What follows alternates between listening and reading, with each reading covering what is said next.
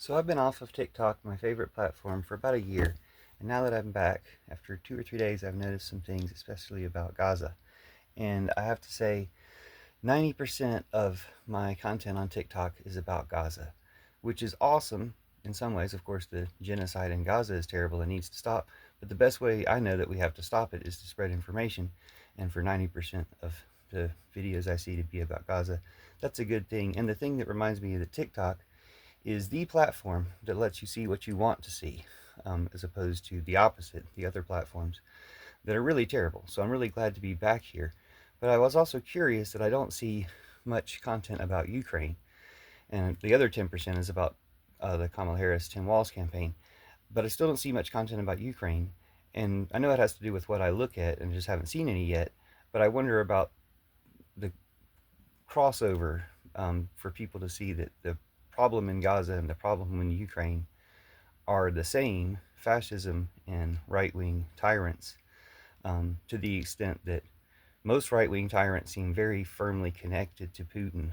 And right now, that there's a counter invasion, Ukraine is defeating Putin on the battlefield, and all the resources that Putin put into all the trolls and bots and those types of armies that he's gotten a lot of personal success with. He's met a lot of his goals by giving us Trump and Brexit and Bolsonaro and other tyrannical leaders, and spreading the lies, uh, to turn the Trump virus into a genocide.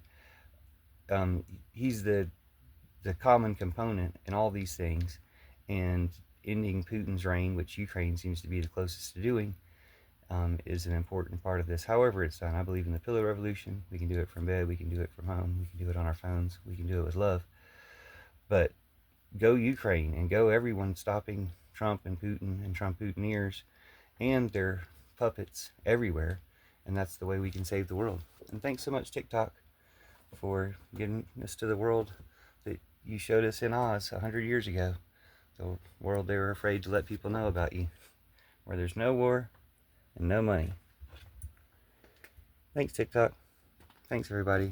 I love you. And thanks, everybody, sharing information to stop the genocides. Putin's like a Russian nesting doll of genocide. And if we can stop him or any of his other shells, then we'll stop it all. But we need to not stop until we stop it all. And here's my cat for Kamala, agreeing with us and helping us out. Thanks to you and to your cats as well. See you soon. Thanks, Goddess. Thanks, fairies. Thanks, everybody. Love you. Thanks for joining the Fairy Liberation Front.